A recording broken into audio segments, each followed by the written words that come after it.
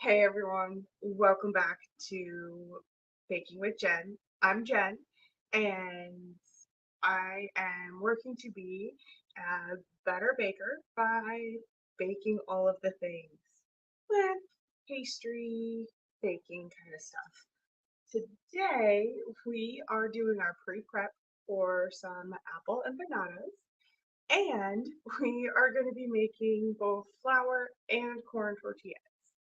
So we're starting with the empanadas so that we can get that stuff put away so we can chill. So next week we'll just have to assemble them and cook them. I think I still want to try 2 or 3 different ways of cooking them. We'll see what happens on the day.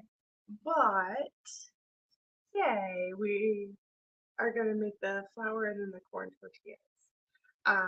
I had a big jar of masa that I was going to use to make corn tortillas, but I can only find my little jar. So we'll see how much this actually makes. All right. So we're going to start with our apple empanada filling. So the first thing we're going to do is we're going to process some apples. We're going to cut them down and peel them so that we can cook up a filling. So let's just adjust the camera and we'll get started.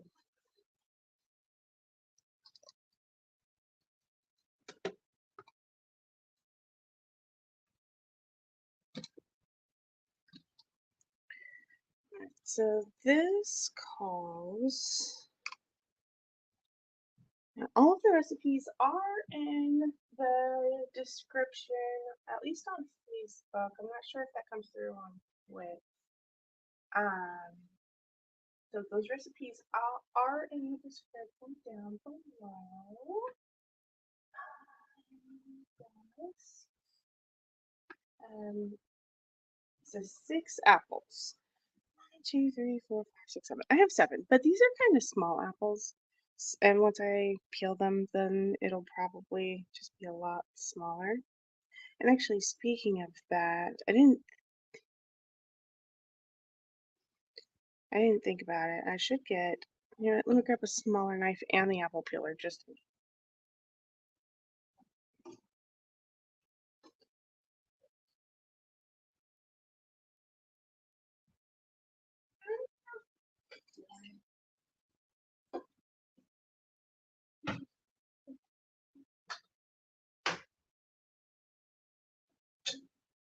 I have no idea if we actually have a peeler or not. So I'm just going to use a smaller knife. Just use a paring knife because that's kind of what it's for. My mom used to be able to do like the big rings of apples, like the where you just keep going around. I have never been able to do that. Um, I try on occasion, but not really. Now, if you have one of those little things that like you clip it on and then you like spin the thing and it peels and cores the apple at the same time and like slices and dices it, that would be amazing. That would make this go so much faster. Um, but I have a knife. I think we have a peeler somewhere. I'm not sure where it is. Because I was like, yeah, I'm just gonna peel the apples by hand. That's what we're gonna do today. And I didn't think about the fact that um I don't have very practiced knife skills. So they don't go very quickly, which we'll see if my knife skills get better as time goes along. Because I cook all the time and I bake a lot. I like to bake anyway. And so we'll see if my knife skills get better. I'm not optimistic on that, but you never know. You never know. I I wonder if kids still do that thing where you twist the apple top and then for every twist, it's a new letter of the ABC. So you're like A, B, C, D, and then whatever letter it comes off on is like the letter of your spouse when you get married, or like the first letter of their name. Like, God, as kids, we did so much of that. We had like um, like you break down your initials and that becomes a thing. Like it does math and it lets you know like if you're compatible with somebody or like what the person that you're gonna marry, like what their first name starts with or something like that. I don't know. I probably couldn't even remember how to do most of those these days, but as a kid, I did so many of those. So many. Like, oh, all of my notebooks had a bunch of those in them. If I found an old notebook, I'd probably have like 10 pages of that stuff. All from different days, different things. But that speaks more about my notebook usage than it does the actual, um, I don't even know what those are called. I want to say anagrams, but that's not an anagram. An anagram is with words and switching things around and um yeah, but I don't know, relationship math. I think it goes along the same lines as like astrology today. It's like, oh, my perfect sign is a Leo and we're gonna just be so happy because our sun signs match or something like that. I don't know. I was technically into that for a minute but by technically I mean I didn't buy.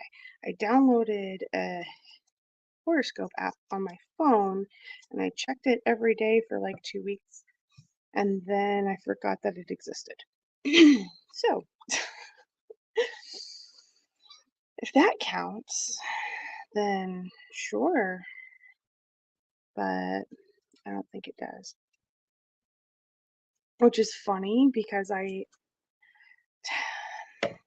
don't necessarily believe in that kind of stuff with like the horoscopes and stuff. Like I do believe that um like those energies play a part in your life, but I don't think that they actually like dictate anything. So it's like if you follow the energies correctly, then you could be led down this path. Okay, cool. But if you just kind of do your own thing and follow different energy, then it's completely wrong. So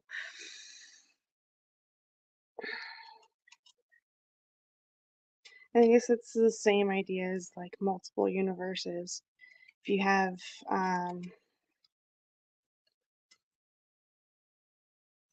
multiple universes, then anything can happen. Like one universe, you're a doctor, in another universe, you're homeless, and in another universe, you're Norwegian, in another universe, you're something else. I don't know.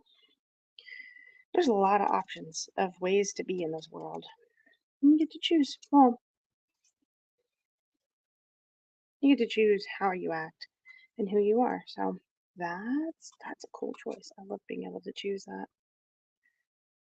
Mhm. Get the apples all peeled. All right. 3 down, 4 to go. For some reason, I didn't think this was gonna take very long. Like, oh, it's just peeling a couple apples. It'll just take like 5 minutes, right? It takes 5 minutes if you have a peeler, but if you forget where the peeler is, and you have to peel them by hand, and that's not a skill that you practiced very much in the last couple years, it takes a lot longer. My mom has one of those peeling, slicing, dicing things. It works great for like apple pie. Oh, but my mom is like 1,000 miles away, so I can't just run over to her house and get it real quick and be back here to help with the apples. And I can't have her run it over to me either. The live stream would be over by then. I can peel them by hand faster than my mom can get them to me. So, oh well, I guess we'll just try our hand at this then.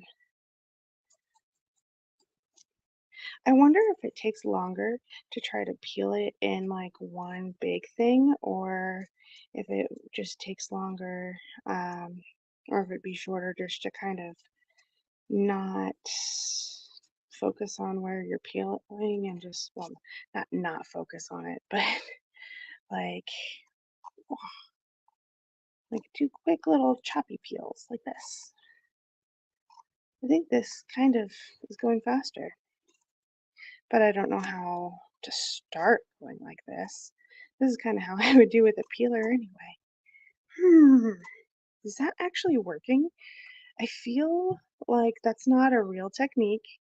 Like you go to culinary school and start doing that technique, then I have a feeling somebody's going to be mad at you. But let's see if I can just kind of let's see. Let's make like a little trenchy start point. Is this like a real technique? I don't think it is. I think this is just me goofing off in the kitchen technique. And this is probably, I'm going to end up cutting myself technique too because I'm not being reckless per se, but I'm not exactly being safe. See, I'm going away from my hands. Like, cut away from you. That's what like all of the professionals say, right? I'm also getting apple peels all over the kitchen, which that's cool. I'll peel them off the ceiling later. No, there's none on the actual ceiling yet, but I do have two more apples, two and a half more apples. Well, let's see how wild we can get. I once had to clean pizza sauce off the ceiling. I was working in a pizza shop for a minute, and I brought out, I think it was like a bucket of pizza sauce, and it some it fell and it landed like I think it was just like not a sheet pan, um, one of the like deep pans that they have in restaurants and stuff. Anyway, it was just this really big pan of not spaghetti sauce, pizza sauce, because I was bringing it out for the line so we could make more pizzas. And I dropped it, and it fell bottom down, so it fell like this. But it splattered up everywhere. It was on the ceiling, it was on the walls, it was everywhere. I spent a lot of time cleaning that up. Oh, it was hilarious when it happened too. Like, I was so amazed that it landed bottom down, so I didn't have a ton to clean off the floor. I just had a ton to clean off, like the ceiling and the walls and all of that kind of fun stuff. So, but I took a picture of that because that's one of those things. It's like, dang, I can't believe that happened. It probably would have been a better thing for me, easier to clean and stuff if it fell like top down and so it was just spilled on the floor and then I would just have to clean up the floor. Could have just swept it all up and then like moved on with my day, but I would have had to make more pizza sauce if I did that. I was a prep cook at that time. So, but that was fun. It was absolutely hilarious. Ooh. I should put that on my Patreon. Oh, I just started a Patreon. I'm going to be participating in it's the Bake a Wish weekly baking challenge with the Make a Wish Foundation, and so with that, it's just kind of a thing to raise awareness for Make a Wish, and um, I do have like a donation page if you want to do that. I haven't linked it anywhere yet. Well, it's linked in some upcoming videos. So if you look at least my YouTube and you go to one of the Bake a Wish videos that I've scheduled, I know it's in there. So yes, we're going to be participating in the Bake a Wish weekly baking challenge. Every Friday, they come out with the challenge for the week, which so I'm going to be I set up a Patreon and I'm going to be setting up like a live poll on there of like what we're going to bake for the week. And then I'm dedicating Tuesdays in March to baking the weekly baking challenge. So all of that is going to be um, it's going to be in March. I'm also going to start streaming on Facebook. So I'm going to be streaming on Facebook, Twitch, and YouTube starting in March. So this week is still with just YouTube and Twitch, and we're not doing the bake a wish thing yet. That's all starting um, March 1st, and I'm gonna be making like a big announcement video on to put out on that day too. So heads up for the announcement video. This is just kind of an impromptu announcement. But what's it? Yeah, I started a Patreon mostly for I'm trying to invite a lot of new people onto the stream, and um like we're doing the weekly challenge, and so um I'm going to be doing a lot more starting on Saturdays. I want to start doing work a live taste test of the things that we make throughout the week. So for March at least, what it's going to look like is Friday. I'm going to put up the poll for the li- for the baking challenge, and then I'm going to announce it on Saturdays on that live stream. And then on Sunday, I will update the name of the video for the baking challenge so that we'll have that information put out ahead of the video. Um,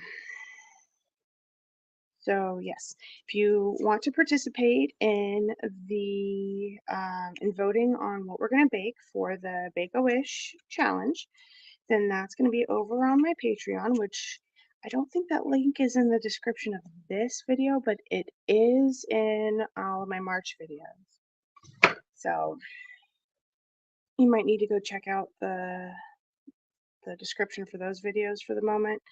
Um, Hopefully, for anyone watching on the replay, I'll put those in this video description as well. I just didn't think to put it in to my past videos. I set up all the new videos yesterday, so we'll see what goes on with that. Yeah. So I'm setting up the Patreon as a place to let people kind of participate in the videos a little bit more, and to kind of get to get some of this other stuff out there, like the taste testing. There's a lot of times that I find that the things I'm making are going to take longer than what would be good to have on a live stream. And so like some of them, like these empanadas that they need to rest for like an hour or two, I'm gonna put these in the fridge, and then we'll do them on Thursday. So there's some of them like that. But then sometimes, like with the king cake video, I still had to raise it again and bake it and all these other things. And so all y'all got was like a picture of the finished king cake. You didn't get to see it like when it came out of the oven or me decorating it and that kind of stuff. So maybe I could put some of that stuff on like a private live stream that's on the Patreon. Because I just don't want to keep the video going forever and ever. Because that would have taken like an extra 4 hours on that king cake day. So yeah, let's just put that on extra content that it's not during my regular times. So yeah, I'm gonna have that going on. Let's see, I am starting to bake on Facebook. I'm going to start the live streams on Facebook along with I started like a Facebook, like a business page. I don't know why that it's called specifically, but I just right now everything's on my personal Facebook page, and I want to move everything over to like a separate one. So we're gonna I'm working on that. I just not like created the page, and so I haven't been able to move anything yet. Something Facebook has a weird rule there where it's like when you create a new Facebook page, you can't connect anything to it for so many hours. And I think it's to stop scammers. But it's still just kind of annoying because I'm like, I want to create this stuff and I want to set it up so that it can do the things. And I'm like, let's do all the setting up and the things. And then Facebook's like, hold your horses. We need you to wait a few. And I'm like, no, thank you. I don't want to wait a few. But guess I'm waiting a few. Oh well. I'll see over the next day or so if I can get all of that set up because the big announcement and everything's coming out on Friday. So I will be releasing my announcement video and the what is it? Oh, announcement video. Oh, along with if you're like friends and family and I have your email address, I will be sending you an invitation to my events. I'm also setting them up as events on my website and the Facebook thing. Like we're setting it up. March is gonna be an awesome month. We're gonna go out and get it and do all kinds of things. I'm not sure what we're gonna do for the baking live streams yet because those haven't been announced yet. I think the first announcement should be on Friday, so that'll be good. And we can get that kind of scheduled for next week. But for the rest of them, I bought stuff to make boba tea a long time ago, like probably like 2 years ago now. And basically, the things that I bought were tapioca flour and brown sugar. So we're gonna see about making it. Now, I have heard that boba takes a long time to make, and I've also heard that it's not exactly easy. Like one of the things is that you have to roll the boba dough batter. I'm not sure what it's considered because it's kind of like a cooked dough-ish. Um, but you have to cook that in and well, you have to roll them all out, and then you have to cook it, and then do something else. I forgot. I looked up how to do it like 2 years ago, and I haven't. I'll look into it again over the weekend, but I just haven't like done an in-depth look on how to do it again. But anyways, so yeah, we're gonna be making boba next week on Thursday. I don't know what we're making next week on Tuesday, but next Thursday we're making boba, and we're also gonna make meringues. We're actually gonna start off with meringues because meringues need to cook in a low oven for a long time. And then, yeah, the boba needs to boil for a while too. I think the boba technically needs to boil for like 30 minutes. Um, but it's going to take a long time to form them. It's going to take a long time to boil them and all that kind of stuff. So I'm hoping that if we start with the meringues and we get them in the oven baking, because I think that they take like an hour to bake, hour and a half, something like that. Now we are going to kind of do some smaller ones because I'm thinking of making like meringue cookies, kind of like a pavlova. I think that's what it's called, which is like a meringue cake with like fruit and stuff in it. So I'm hoping to make some like little cookies like pavlovas. Oh, that's a hard word to say. Yeah, so I'm gonna try to make some like cookies like those, but I'm not gonna make a ton of them because the cream and stuff usually, from what I've seen, will make the meringue wet and kind of runny. and not really hold together. So it'll probably be one of those like, let's make a couple to be cute, and then we're just gonna eat the rest as meringue cookies. There's people in the house that like meringue cookies, and so I'm gonna make them for them. So yeah, that's coming up next week. And like I said, I don't know what we're gonna do for the baking challenge, any of the weeks actually. Um, at least I imagine for at least the first week, if not for all of the challenges. I don't expect anyone to go to my Patreon, but I'm really hoping someone will. But anyways, what I'm hoping is that I will have some suggestions and some like votes on what to make for the challenge. But otherwise, I'll just decide. We're gonna look at whatever the theme is for the week, category. I don't know what you want to call it. But we'll see what that is for the week, and then we'll go forward from that.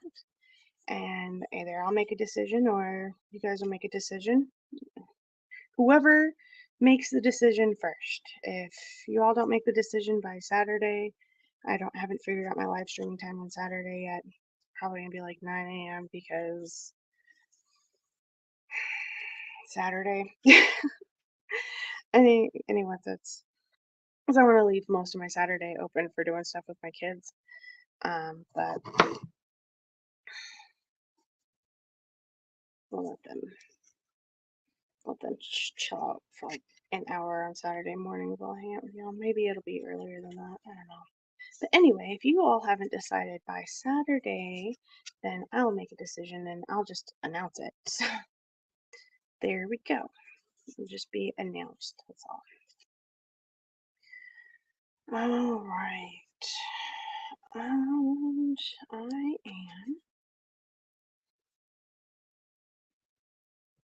And I'm getting this done. We got um gotta chop this apple into little bits, and then we just have 2 more apples, and we have all the apples done. And then we'll just need the I put the lemon juice back in the fridge. My husband loves lemon juice, freshly squeezed lemon juice, one of his favorites. So we had some lemons that needed squeezed, and I needed some lemons for this. So I just squeezed the lemon juice, put it in the fridge. He'll drink. I'll use what I need for this. He'll drink the rest of it later. It's a win-win. Everybody gets lemon juice. But anyway, I underestimated the amount of apple that would be left after I peeled this stuff and everything, because I'm like, this little bowl should be fine. It'll be great. I just won't be able to stir anything in it, which that's fine because I actually have a pan set up over here to like kind of saute everything in, because this is what we're gonna do. We're peeling and coring the apples, and then I was going to mix it with there's like cinnamon, lemon juice, sugar, um, brown sugar, lemon juice, and ground cinnamon. Yep, exactly. But we'll just do all that mixing in the pan while it cooks, and it'll be fine. Famous last words, huh? It'll be fine. We'll see. Probably not last words. It's not gonna blow up and kill me, I don't think. Like, hot sugar syrup, it could be deadly. Like, especially if you poured it in, like on your neck or something like that. It could give you third-degree burns. Like, sugar syrup's no joke. When I was in the army, we had one of my soldiers was stirring a big pot of instant mashed potatoes that they hadn't finished mixing and cooking yet. And he actually got some of the mashed potatoes on his arm and gave himself a second-degree burn. Now, I say gave himself, but like he was doing it on purpose. No. But yeah, when it splashed up on his arm, it gave him a second-degree burn on his arm. Instant mashed potatoes, like anything that's thick and viscous like that, you have to watch out. So, well, yes, it could technically like blow up in my face and like technically it could kill me and it could be famous last words. I highly doubt that. That's okay. All right. Anyway, we were talking about the schedule. So next week we're doing I don't know what and boba, and then I kind of have to figure out what's going on. We're gonna have a big birthday party for all of the kids here at the end of the month. So during one of these, we're gonna bake a bunch of cakes. I'm gonna do different colored cakes and different flavored cakes, and so we're gonna do a bunch of cakes because 5 kids, 4 cakes. The twins are fine having a cake together. But I'm also going to make them as kind of smaller cakes so that we're not like overrun with cake. And then each of the kids can have their own little special cake that's technically just for them, but is going to be shared by everyone. Hello, Ice. We have Ice now. Yeah, I don't like the look of that. That looks not great to eat. So we're just going to cut that off and pretend it doesn't exist. So yeah. Anyway, yeah, we're gonna make a bunch of cakes, and then the last weekend of the month is Easter, and so the last Thursday of the month, I want to make some Easter treats. Right now, I'm just thinking like chocolate covered marshmallows, but I'm not sure yet. I'm not sure, like, what else is Eastery? Like, most of the things, like, when I start thinking about holidays, I start thinking about food, and I get away from baked goods. Like, we can make some food if y'all want to see that. Like, I don't mind. I love cooking. I love baking, cooking, and all the above. But cooking, eating, tasting, like, we'll show it all. We'll do it all if you want. But we're just going to start with the baking for now because baking. This is what we're practicing. We are practicing to be better bakers. And then I just cook food every day, all day, every day. Like didn't make a big breakfast, but for some reason I always need to cook something incredibly involved. I don't know why, it's just my nature.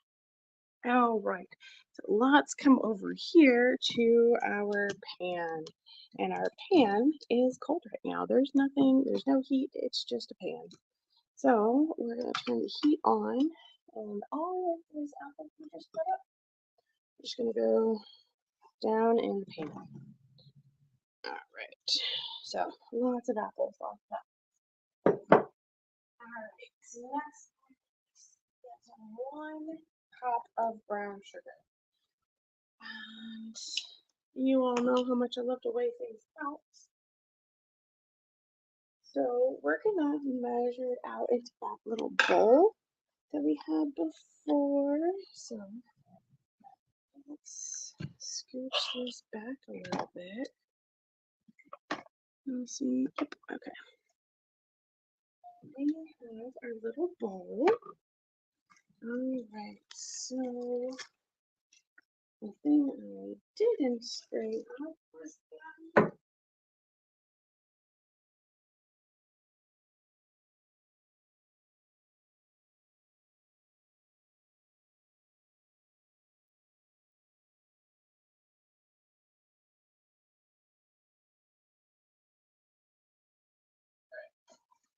So according to Dr. Google, 1 cup of brown sugar is 220 grams.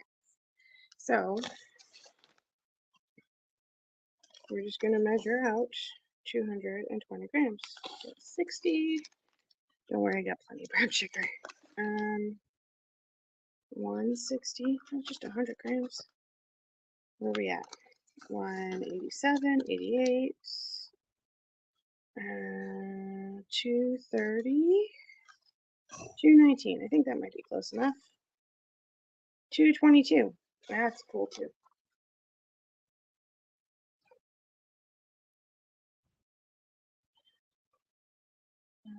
we have 220 grams of brown sugar right into the apples. And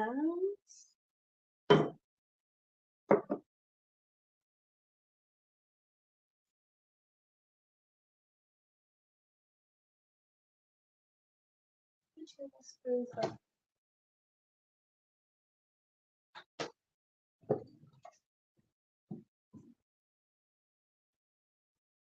and we have 2 tablespoons of lemon juice. This is my freshly squeezed lemon juice. My lovely tablespoon. Now just 1 and 2, and then the rest of this will be for my dear husband.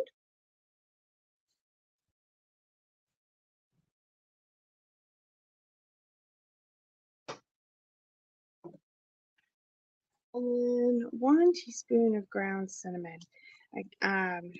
This I'm just gonna measure with my heart and just, there we go. It's got cinnamon.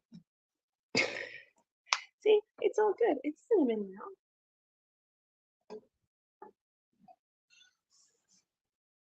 We got all of this in here, and I'm just gonna take some spatula and we're just gonna kind of toss this about. This probably is gonna need to be stirred occasionally, but I don't think it'll be too terrible. This just needs to kind of cook a little bit. We're not gonna, like, we don't want mushy apples. I still want them to be a little firm, but we are gonna just kind of cook them down a little bit, get them release some juice, get a little soft, because these are basically gonna be like apple pie bites. That sounds delicious. So we want them cooked down like an apple pie. They shouldn't be cooking for too long. Once, I think I really want to fry them. Really want to fry them. So we'll see. We'll see what we do. We'll see if we bake them or fry them. And then I was thinking of trying them in the air fryer. So, we'll think about it. We'll think about it. Oh, if you sign up for my Patreon, I will set up a poll about if we're gonna bake, fry, or air fry the empanadas. You guys can come along with that. All right, you all hang out with the apples for a second. I'm gonna clean up the apple mess, and then we'll get into mixing the flour tortilla.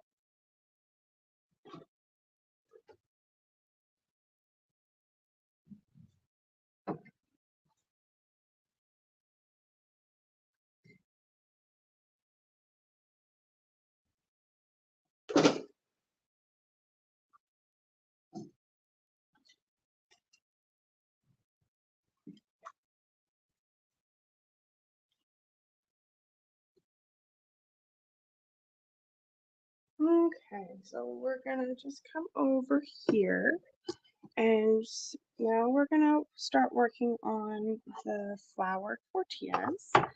I am going to stop and stir the apples from time to time, but we're with the flour tortillas.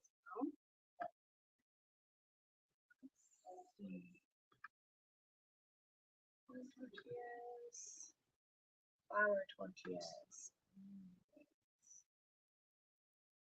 Again, the link to the flour tortilla recipe that I'm following is in the YouTube video description. So if you want to see the recipe that we're looking at, you can look at it there. But it starts off with 3 cups of flour. Now I have 1 cup of all-purpose flour, is about 120 grams. So we're looking at about 360 grams of flour.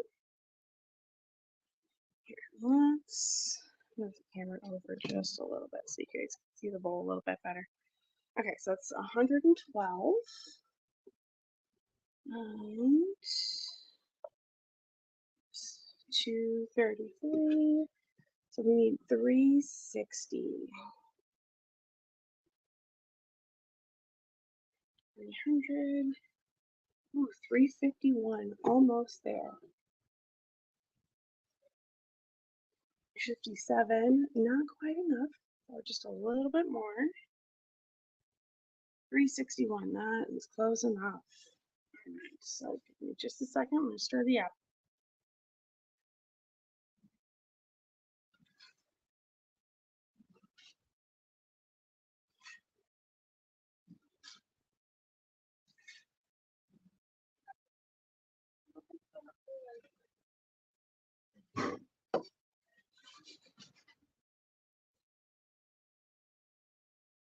Okay, so start with 3 cups of flour, and then next we have 1 teaspoon of kosher salt.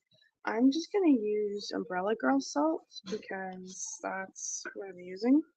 And I'm just going to measure this with my hands. This says 1 teaspoon, so it's about a teaspoon. So there we go. All right, so flour, salt, baking powder, 1 teaspoon of baking powder. We have now the clumpiest baking powder in the world, but that's okay because we have a net. It's not a net. I don't. What is that? A sifter. So teaspoon. Yeah, we're gonna use a teaspoon for this. I could weigh it, and that would probably be more efficient. But because of the nature of this, I just don't feel like trying to deal with that. So that's what we're doing. It probably actually would have been much more efficient to weigh it. Then I would know what I have a lot better. So just getting the baking powder, like this technically grinds it down finely. Putting it through the sifter like this, but because it's so small, it just makes it go through and makes it tiny. Okay, so baking powder, and then a 1/3 cup of, this says extra virgin olive oil, but any kind of corn oil, butter, anything that doesn't have too much of a flavor. So let's see if the olive oil. Let's see, 1 tablespoon is 15 milliliters. Ooh, okay. Let's see if we can find out how much 1.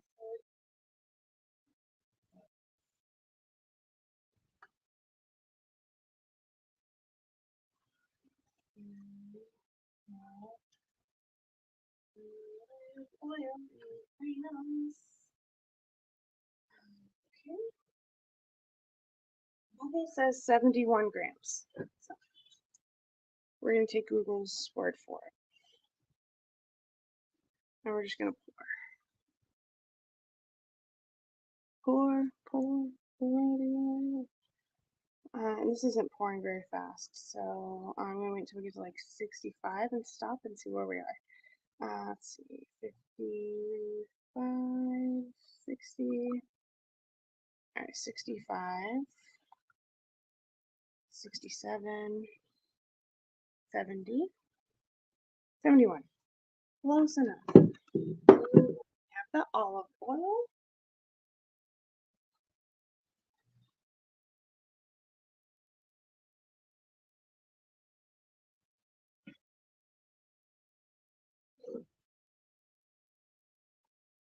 We just give the apples a quick stir. And then the last cup one is 1 cup warm water. I boiled some water in here because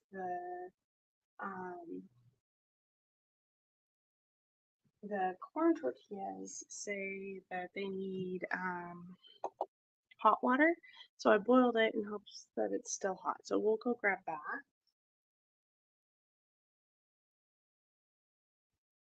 The kettle's still warm to the touch, so I'm gonna say that this is good. And then I have this teared out. It looks like it should be 240 grams. So let's see what this gets us. What this gets us.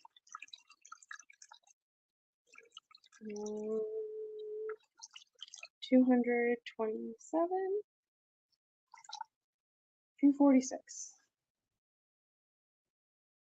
That's gotta be close enough. So from here, we just need a spoonula, a spatula, some.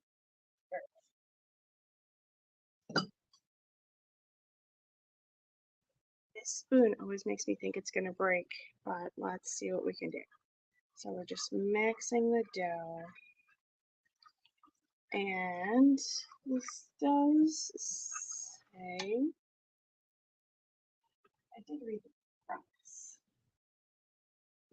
But anyway, we're not making this in a mix, we're making this by hand. So it says combine flour, salt, baking powder, and a medium-sized bowl using, it says using a sturdy silicone scraper, but we're not doing that today. We're using a plastic spoon because all of my silicone scrapers, the heads come off super easy, and I don't want this to get left behind, so we're using a plastic spoon. Alright, give me just a second. Let's stir the apples real quick. See, they're nice and bubbly, so they're doing awesome. Bubbling up, and amazing. So this is simmering nicely. Looks like a bunch of juices are being released. And so we just need this to simmer for a little bit. We want that to kind of thicken up, and we just want this whole thing to be a cooked apple mixture, which it's doing nicely. So back to the flour tortillas. We're just gonna stir this. It says in a well, put ingredients in the middle and stir to combine until well combined. And work surface, and it says knead for 1 to 2 minutes. Now I didn't think I added that much water to this that it would be this sticky. I thought the dough would be a lot more like a drier dough than this. But I'm gonna knead it in the bowl because I don't want to knead it on the counter. And that's, you know what? We were supposed to do the empanada dough next. We'll do that one next. That's okay. Well, we can do that. Yeah, we'll do that next.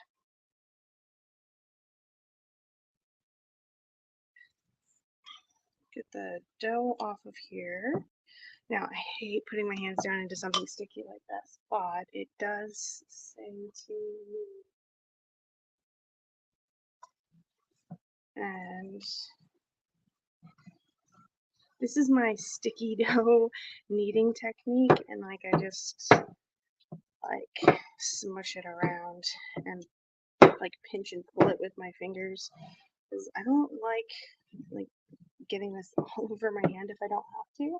And I find that this fingertip technique,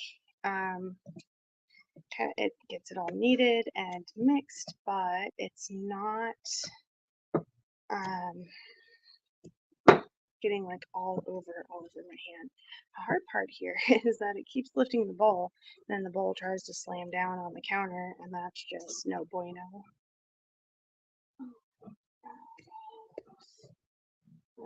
Work surface, minutes until the dough is nice and smooth. Alright. Maybe this needs a little bit more flour. So I'm just gonna add a little bit of flour because it does say like a lightly floured work surface. So that's about what I might put on a work surface. 16 equal portions.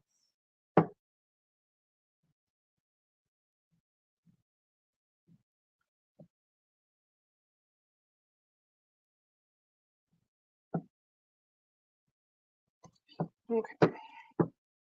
So this only says to knead it for like 2 minutes, but this is really sticky. Like I have the right amount of flour, I thought, and I put in the amount of water it asked for, and it says to only knead it for 1 to 2 minutes because you're just kneading it until it's smooth. But these seem like it's just really sticky. Is it really supposed to be this sticky? I didn't actually watch like any videos on this, so I don't know if like here we're gonna rearrange a little bit. So yeah, I don't know if this is like texture it's supposed to look like because it says smooth, which this is definitely smooth. It's just also like this isn't something that I would roll out. This isn't something that I would like be able to turn into something on the counter. This just looks like a sticky mess. So let's add a little bit more flour to it. I'm probably making mistakes right now, so we will note this later in the mistake pile if it actually is a mistake. But on that note, let's go stir the apples because they're looking really bubble. Like, so you got really bubbly apples. So it's like, hey apples, what's up with you? Why are you so bubbly? We're just gonna stir these a little bit. I like how bubbly they are. It's doing really good. They're cooking down nicely. I think I just want to get this syrup cooked down a little bit more so that it's more syrupy and less watery, if that makes any sense. I think that's the main thing that we're cooking down here is this apple cinnamon syrup. Okay, let's get back to the tortillas. Back to our regularly scheduled programming of mixing tortilla dough. So, ooh, that's looking a lot better now that I added that flour to it. So maybe I just had like too much water and then like the extra flour from like putting it on the counter is what's getting it to here because this looks a lot better. Holy moly, this looks so much better. Okay, stir, stir, stir, stir. This is why I don't like mixing with my hands. But I prefer the control of mixing with my hands, but I don't like getting sticky like that. So, c'est la vie. What are you gonna do about it? Not much, because it's either do it with your hands and get the control you want, or do it with something else and you don't have the tactile control that you have when you do it by hand. So, see, now look, now look. Now that I got all that flour incorporated, it's sticky again. Maybe that's why you're supposed to coat each ball of dough in flour. I should really get a weight on this bowl. I like to use this bowl for baking stuff, and getting a weight on this bowl would probably be really helpful. Okay, trying to get some of this off of my hand. I'm gonna try a thing. So I'm trying to get as much of this off of my hand as I can. Like, stick to the ball, don't stick to me. Like, stop sticking to me.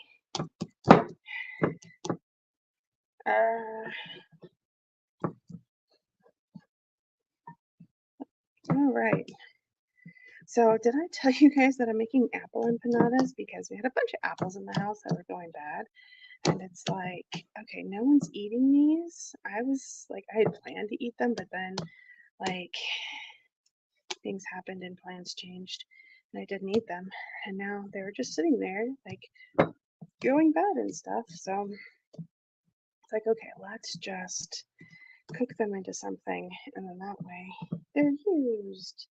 Yay! Useful apples. Ooh, this is actually coming off my hand nicely. I thought that this was gonna, like, not stick to itself as good. Interesting. That's actually, like, pretty good. Curious. Curiouser and curiouser. But this is one of the reasons why I love making bread, because it's sticky and you're like, oh my gosh, everything's an awful mess. And then it just kind of like comes together and you're like, oh, it cleaned itself up. Like, wait, what's going on here? Like, things happen in life? That's crazy. All right. So let's see. It's not, I don't really have that much on my hand anymore. I wonder if I can kind of knead this a little bit, like keep it off of, like, not off of my hand, of course, because I'm like, let me stick my hand in the middle of this and see if I can keep it from being on my hand. That's not happening ever.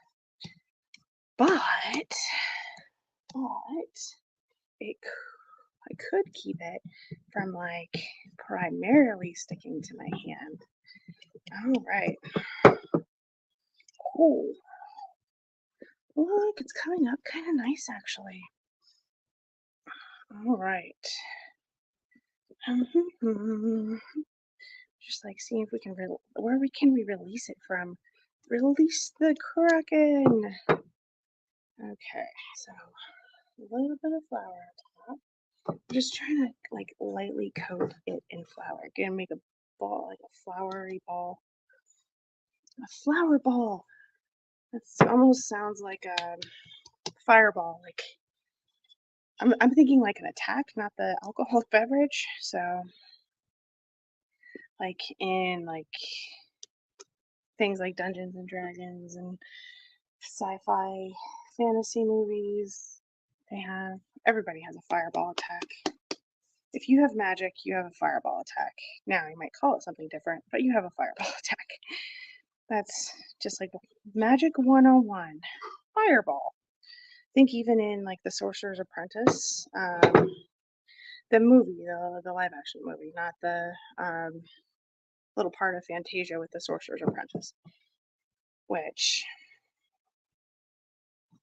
I probably didn't need to explain to you if you're watching a 30-something-year-old woman bake on a Tuesday afternoon. I probably don't need to explain to you like what the Sorcerer's Apprentice Fantasia is, but anyway, I digress. I am loving this dough. This is like turning out a lot better than I thought it was going to, so I am really happy here. Now let's get a weight on this bowl real quick so we figure out how much dough we have, because we're supposed to break this into 16. I think it's 16 anyway. Holy cow. Okay. 700. Oh, 703. All right. I'm actually really okay. I'm trying to put that out of the way. I'm really happy with this actually. So I actually am gonna need it on the counter. I didn't want to because I don't want to have to clean the counter again. But this is actually coming together really nicely.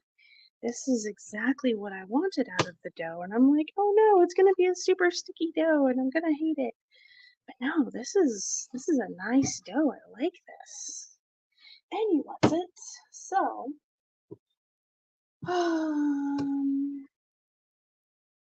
16 equal portions. So 700 divided by 16 equals, oh goodness. Well, 700 divided by 10 is 70. Okay, so it's going to be less than 70.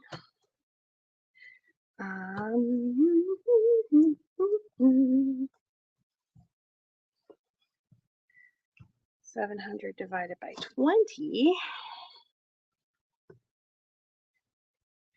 No. Okay, now it's sticking. We need to get it to stop. Right. Flour emergency. This is why I didn't want to knead it, because I was afraid this was going to happen. And now look, it's sticking to my hand again. Dang it. This is why I should just follow my instincts. Actually, no, my instinct was to put it on the counter and knead it. So maybe I shouldn't follow my instincts. Maybe I should. I don't know. It did say to only knead it for 2 minutes, and here I have been playing with it for like 10. So, let's see. Get it all floury up here. Let's think about this. If I divide it by 10, then that's 700 divided by 10, 70. What if we do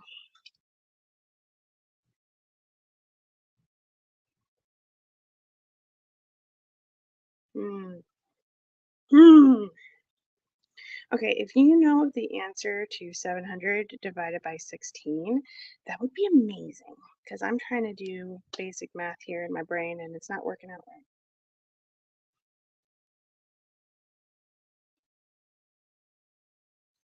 Fine, we'll get a calculator.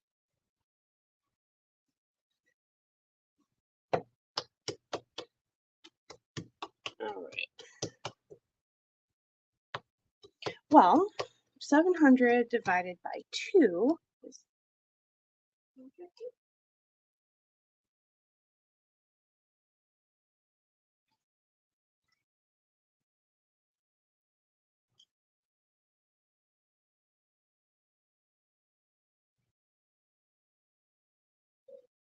We're going to do this the hard way. I like it. All right. Oh man, I don't know why I do this to myself. Because it's fun, I guess. Anyways, so 300 or 700 divided by 2 is 350. So that's where we're going to start. 380. Oh my gosh, that was so close. 354. Let's take a little pinch. 353. 349. Okay, that's close, I guess. And then this is 354. Okay, so we need to be 352. Still 4. 352. Yay. Okay. So each of these is supposed, okay, so 16 divided by 2 is 8. So each of these should make 8. But see, 352 divided by 2 equals, let's see, 35 divided by 2. 30 divided by 2 is 15. And then 3, so 35 divided by 2, okay. 300 divided by 2 is 150. 50 divided by 2 is 25, so it's 175. 176. Holy cow, why is this being so hard? Okay. 181. 168. 177. 73. 77. Okay, let's take this out of here. Retear it. There. 0. Okay. 179. 174. 77. 75. 74. 76. 176. 177, close enough. 76 and 77, that's close enough. All right, so we're gonna do similar measurements over here. 189, that is not the one. 162, 75, 175, 176. Okay. Actually, gonna take a little bit from there. Okay, so now we have these 4 balls. So 16 divided by 4 is 4. So each of these should be 4. So each of these need to go down in half. These are 176. 100 divided by 2 is 50. 70 divided by 2, well, let's see, 60 divided by 2 is 30. 50 plus 30 is 80. And then 16 divided by 2 is 8. So we have 88. 89, that's really, really close. 87. 87, 88, let's see, what's that bring at? 89, come on. 88. 88. Okay, you know what? We're going to go ahead and take these down to 44.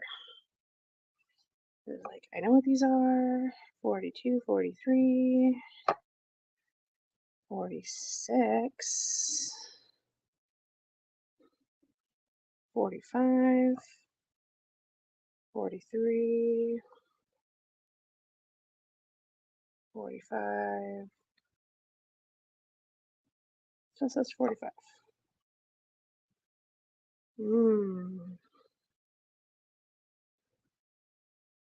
Okay, so now these are at 44.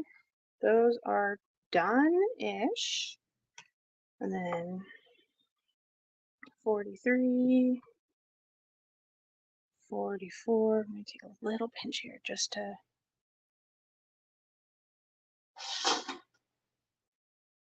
Okay, so with these, the idea here is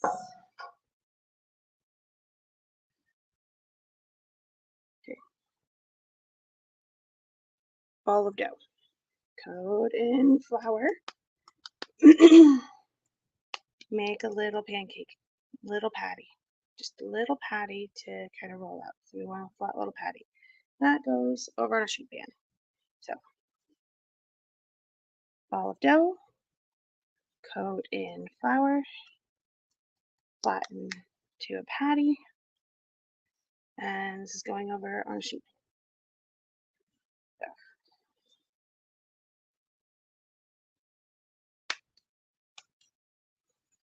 And then these need to rest for a few minutes to relax the gluten in them so that they can be rolled out. There you go. Right, so this little patty, you want these to, they say to coat them in flour, so you want them to not be sticky. You want them coated in flour. I'm probably not coating them in flour enough, so we'll see what happens. But anyway, give me a second. Actually, let's come over. We're gonna stir the apples because these are getting quite nice. Like that syrup's boiling down. This is all appley. Apples and syrup and apples and syrup. Actually, I think this is about where I left it. So we're gonna take this, I'm gonna turn the heat off and take this off the heat. And we're just gonna let that kind of sit and cool. Awesome, so the empanada filling is done. That's a good start. And then, okay, so this makes 4, 176. I think we're going for 88 is about what we're looking at. So that's 84, 91, So we bring this up a little bit. Ooh, now that's 989. Maybe not that much. We'll see. 87. 88. That's really close. I'm going to just take a little pinch over here. So 87. 87. Okay, so these are going to be about 44 and a half. Ready for these? So if we're in the 43 range. 48. That's not 43. All right, 39. 43. 44. Okay, so take these and just kind of roll it in flour. Flatten it out a little bit.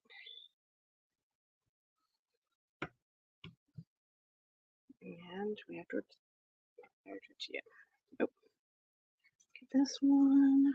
Kind of roll it in flour a little bit. Flatten it. Flatten it a little bit. Just, I'm not trying to like douse them in flour just because I hate it when they're doused in flour. Like flour tortillas, so maybe they do need doused, and I'm completely wrong. That could be a thing. Okay, 43. 45. Okay, so this is the 44 one. So that's gonna be too much. 45. Split that in half. Like it seriously comes down to this much, really. But you don't have to be a perfectionist like me. That 43 and 45 could probably do just fine. But I want them to be as even as possible because that's just how I am. All right. So yeah, we got these kind of flattened out a little bit. So let's see. I don't know why this feels like a lot of dough for a tortilla. Maybe it's not. Maybe it's not. But it feels like it is. We'll see. We'll see what happens when we get around to making tortillas. Maybe these just make huge honking tortillas. Or maybe I just don't understand how dough rolls out. Like, both are possibilities. I don't know which one is a more possible possibility, but both are possibilities. So, all right. 90. 85. I think that's going to be too much, but 90, yep. 87. 88. See, close enough. All right, so we're going to do with 43, 44. That's 45. 42. 44. 44. There we go. We got them. All right. We're getting close. We're getting close. We're getting a lot of these done. All right.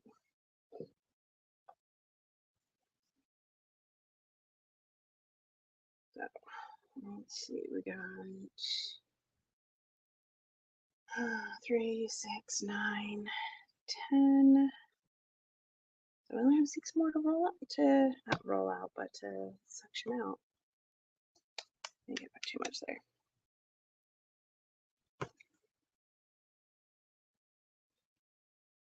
41, 46, 42, 44, 44. Perfect. We're getting these done pretty good. All right.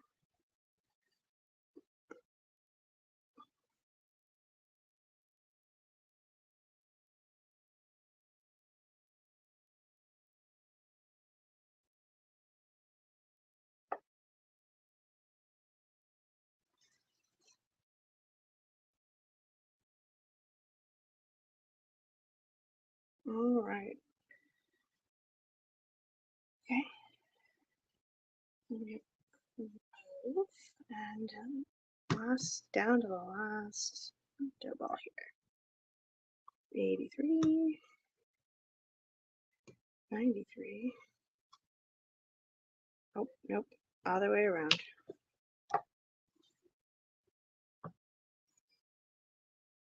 86,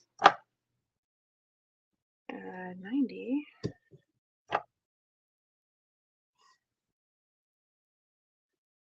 87, 88, close enough. So, cut this one in half. We're trying to go for 44, 43, 46, 40, probably too much, 44, 43.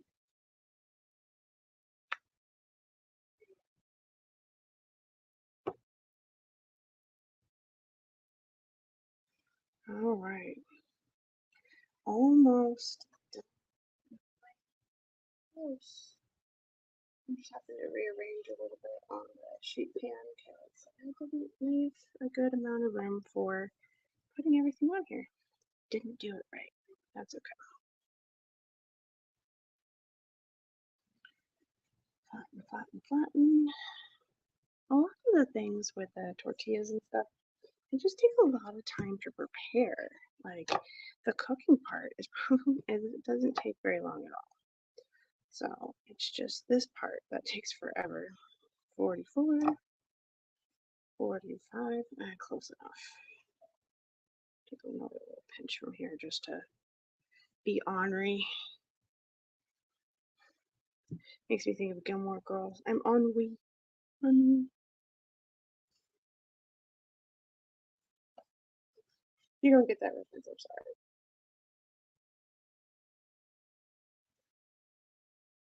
I do weird references sometimes. Okay, that one. And the last one, yay! We have all of the flour tortilla balls. Okay, so what we're gonna do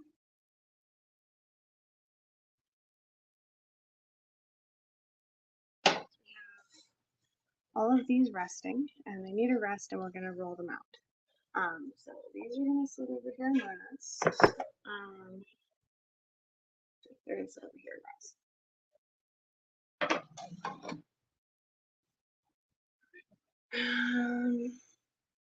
So I have our tortilla pan, and I'm going to put that over here, just kind of like on a low heat to get warm.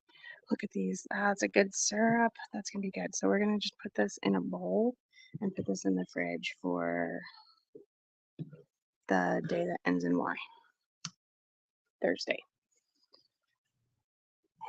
Okay, so now we're going to make up the empanada dough real quick.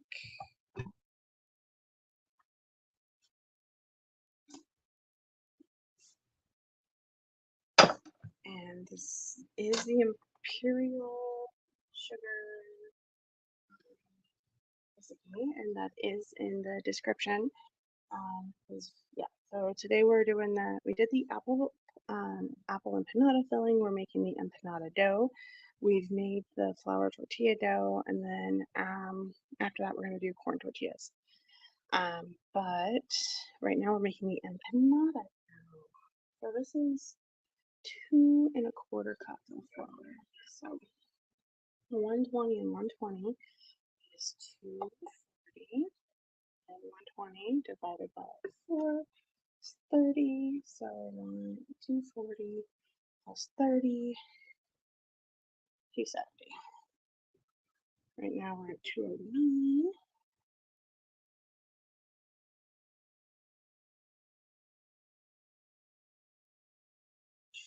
Six, 270. There we go.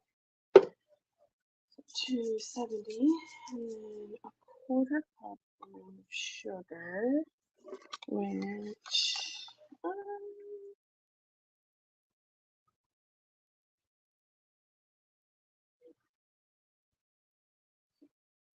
1/4 cup sugar in grams. Okay, so sugar, that's 50 grams.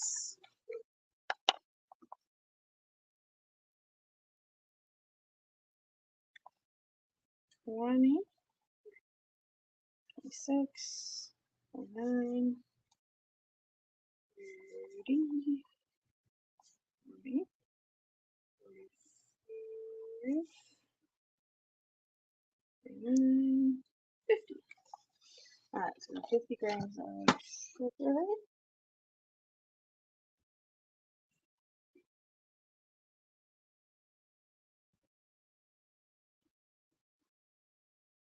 One tablespoon of baking powder.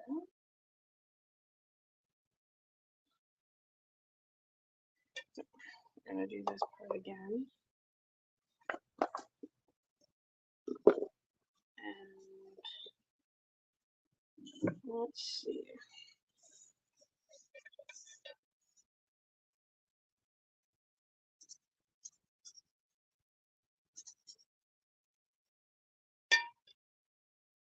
We're just going to do 16 grams.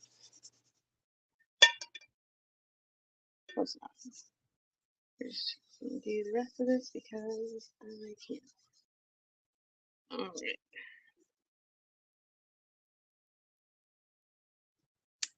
Baking powder done. Quarter teaspoon.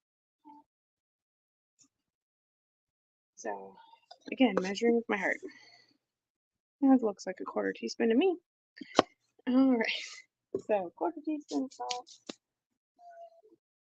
It says half a cup of vegetable shortening, but we're going to use butter instead because I don't have shortening. I don't want to use shortening.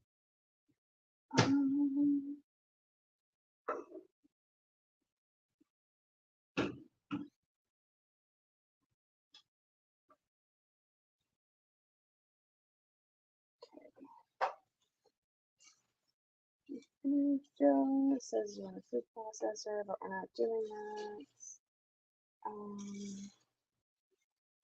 So half a cup of butter. I do have softened butter, so I don't know if that's going to do anything. It does say to do in a food processor, so I'm assuming that we want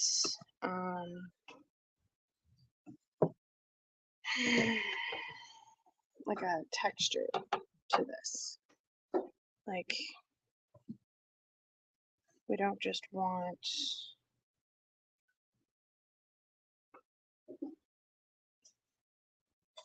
we don't want to melt the butter into it or anything like that. We want it to do biscuit method, like biscuits. There we go.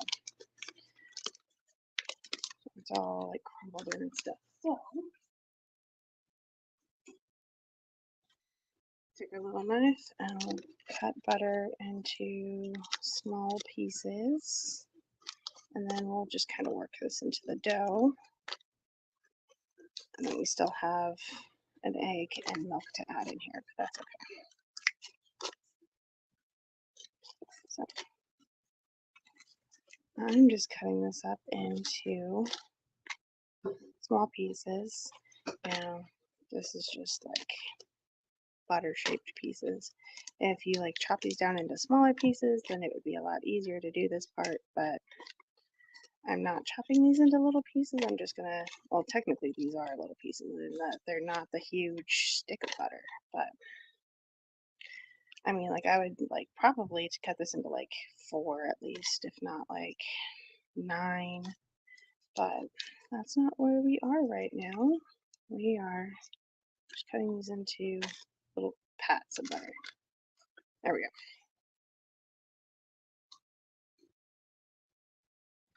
All right, so just gonna break the butter down into the flour. I'm using what's called the rub method, which basically you just take flour and the butter and you rub it together. And that kind of gets the flour all into the butter and the butter all to the flour. Hey, you got peanut butter in my chocolate. You got chocolate in my peanut butter. That's exactly what we're trying to do here. Just mix it all together. And this is kind of like a dry mix, and we will know that this is all mixed correctly when it looks something like cornmeal. Of course, it's not going to look exactly like cornmeal because it's flour and butter, but it should have like a kind of granular look to it. It's not going to feel granular, it's going to feel smooth still, but it should look granular. Um, and then when you squeeze it together, it should come together nicely. This is typically the method used when making biscuits or like quick doughs. Um, Muffins are another place where you can use this. Now, muffins usually use like melted butter or like liquid vegetable oil or some kind of liquid. So you don't usually do this part with biscuits, not biscuits, muffins. But this, you could use this for scones.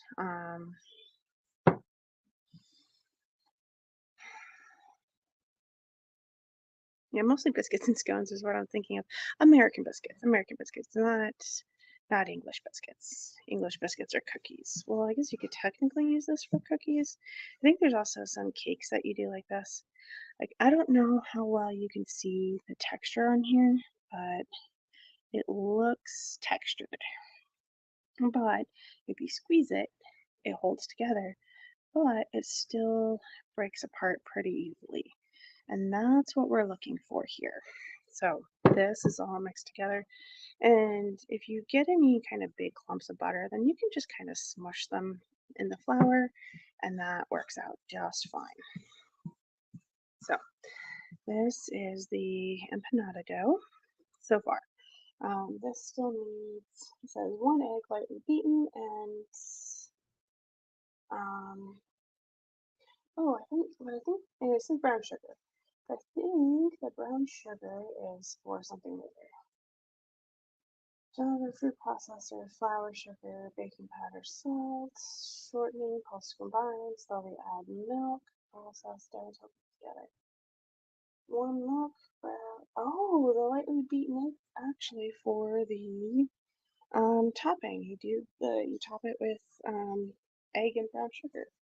Oh, okay. Hmm. Yep. Okay. So this just means 1 cup. It says warm milk. Let me use cold. I don't want to warm it up. That's just how I'm gonna be right now. I don't want to warm it up, so we're just gonna use cold milk. But let's see what 1 cup milk is in grams. 1 cup milk in grams. 240. Well, I guess that makes sense. Liquids measure up to 240 grams a cup. That's the weirdest thing ever. All right, so we need 240 grams. 90, 150, 200, 240. Oh, that's like 241. So not quite on the nose, but really, really close. Like if you jiggle it, it turns to 240. We're really close here. I'm not going to stick my hand in this right now because goopy. Um, like the butter wasn't goopy. Look, my hand's barely coated, so that tells me that it's not actually goopy. It's not like sticking your hand in pancake batter and coming up.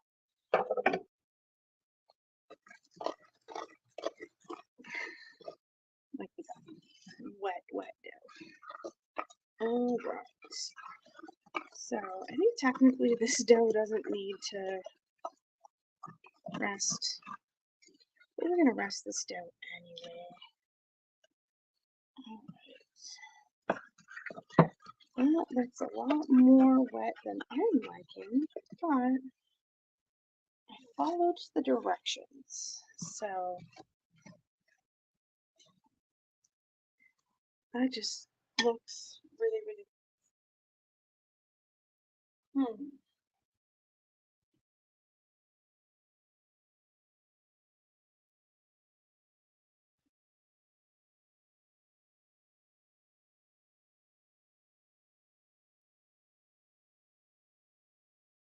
Okay. And this says it should be able to be rolled out. process until dough comes together. Knead until smooth. Let rest 30 minutes in the refrigerator before using. So this is goop. This, you can't knead this. So I'm gonna add some more flour to it and see if it comes together. Do I know how much flour I just added? I have no idea. But this is like really, really goopy. Like, this isn't a dough, this is batter. This is a thick batter. This is like where I do my waffle batter.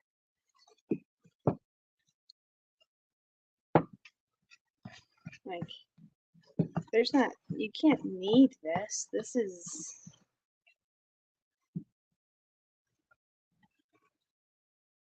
see, and I probably put half a cup of flour in there. Like, I don't know for certain, but it's probably half a cup.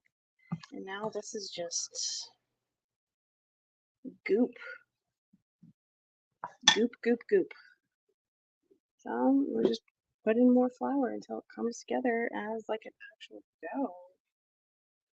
Oh, I don't think it should have this much flour in it, but maybe I miscalculated the flour. I don't think so though. It says 2.5. But maybe the liquid is off because it did it with the other dough too. And that was with me weighing out the milk. I don't know. Now see, this acting like this tells me that it's got a lot closer to the amount of flour it should have for dough. Because like it's coming together in a ball, but it's still really, really wet. So a little bit more flour. I'm not actually gonna like knead this. Just trying to bring it together, really. That's what I'm really, really trying to do. Let's see. Coat my hand a little bit of flour. Get this off of the spoon. That's always the key, is trying to coat everything in flour, because flour makes it not necessarily not stick, but it makes it so that it doesn't really stick. All right. And it makes it like come together a lot more. So, all right, we got a lot of that off of there. Let's see if we can get this to come together. And for this, I'm just going around the bowl and kind of folding it in on itself and just hoping it kind of comes together as a dough. And technically, yes, this is a form of kneading. So while I'm saying, no, I'm not going to knead that dough, I'm just not going to knead it in like the traditional kneading fashion, because this does seem more biscuit-like. Now it does say to knead it, which you don't need biscuits, because for biscuits you want them tender and flaky, so you don't want them to you don't want the dough to develop a bunch of gluten and be tough. But empanadas are not biscuits, so I'm just going to assume that this dough wants a little bit of gluten in it to kind of hold it together a little bit better. That's what I'm assuming anyway. Now this is cold because I put cold milk in it instead of warm milk, but like I said, I didn't feel like heating it up, so that's my fault. But roll this around in here.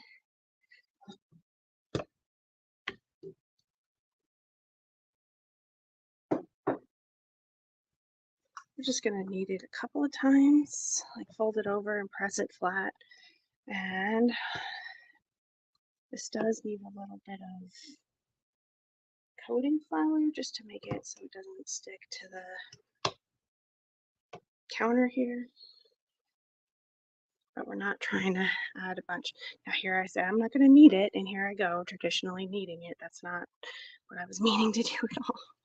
Oh well, looks like it's what I'm doing.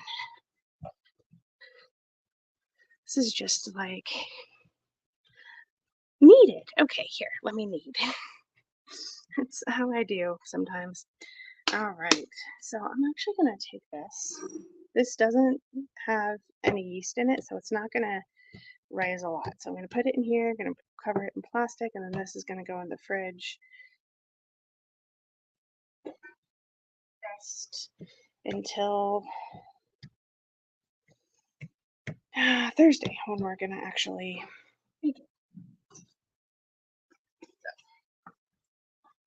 Move the scale out of the way. And so I already know I'm about to be doing too much because I got tortillas to roll out. So, but I also need to cook them, and I'm gonna try to cook and roll them out at the same time. So I think I'm gonna be doing too much, but we'll see how that goes. Put my masa away. Take a little bit of flour, and then let's get the rolling pin, and to roll out some tortillas. The pan is warm. I put it on like a low setting because I don't want it to be too hot. But it does, like, these are supposed to cook in like a minute, and we have an induction stove, so it's never the right temperature. So I think it's going to take more than a minute to actually cook these. The recipe does say to make it like paper thin, so that's what I'm going for. Like going through like so thin you can see through it. But I also want something like circular, like a tortilla. So this is coming out to be a blob monster. All right, blob monster tortilla. It's paper thin though. Let's see if we can get it off the counter. Oh, look at how thin that is. This side's kind of thick. So let's roll this side out a little bit more. Oh, look, it's like scrunching in on itself. Oops, that doesn't look like a very big tortilla. How do we make this better? How can we make this better? Well, maybe these are small tortillas. I thought, like, I don't remember if I don't know if y'all remember this, and me saying just a minute ago that I felt like these dough balls weren't very big, or were really big, and we're gonna make huge tortillas. But now that I have this rolled out, it's like not as big as I thought it was gonna be. I'm also having a hard time getting it to actually be like a tortilla shape and not like not like like a country's territory or something. All right, that's pretty thin. So now let's just try cooking this up real quick and see what we get. Like I said, the thing said it should cook for only about a minute. But let's see how long it takes us to cook. I want you like a little scrunched up on yourself, flatten out. So it does say to cook it until it like kind of bubbles up a little bit, and once it gets gets a little bit brown, so that is what we're looking for. Well, that's doing its thing. I am rolling out. I'm at least starting to roll out another tortilla. Let's see if I can get this one a little bit more round than that one. Part of the reason why that one's not as round is because I was expecting it to kind of do more. I was expecting it to flatten out to be bigger. But no, you're not stretching out like I thought you were going to. That's so weird. If I get it right this time, let's see if I'll show my rolling technique. It's also, it looks like it's thinner over here than it is over here. So I don't know. Well, it's not like attached to the pan. It's also not making any brown spots yet.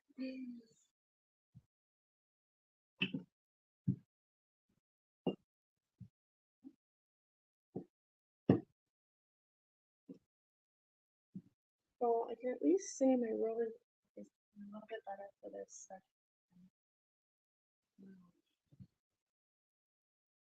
Now, the question is, do y'all want to watch roll or cooking? Rolling your baking, rolling your baking.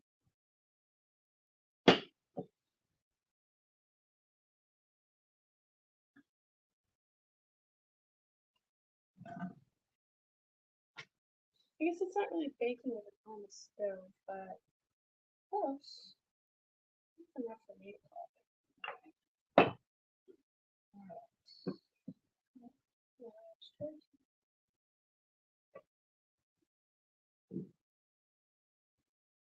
Let's flip that. It's not, that's not what it's supposed to look like, but.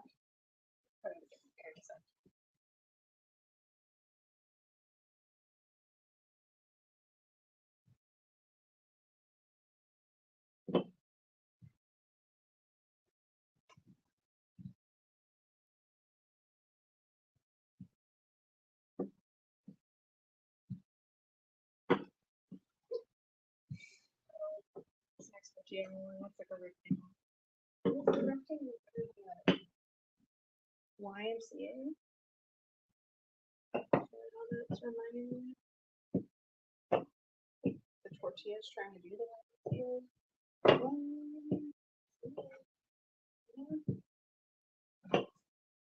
Like YMCA.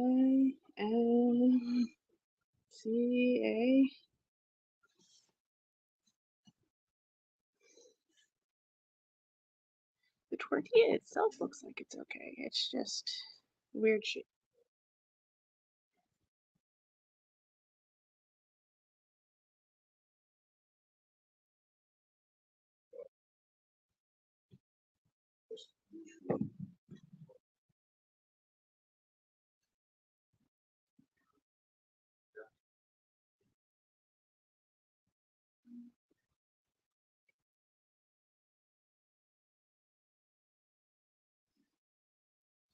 So we're gonna let that kind of brown for a second. And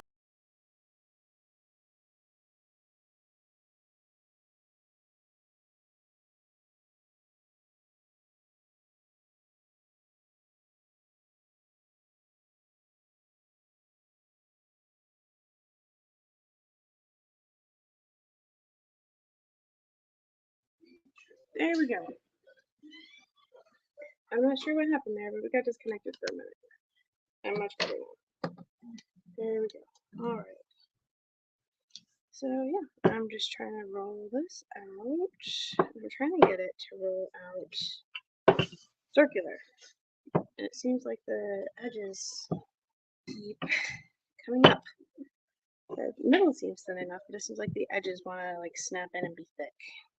Got some thick edges. Alright. I don't know why the edges are so thick. But roll, roll, roll. Maybe one of these days I'll figure out how to.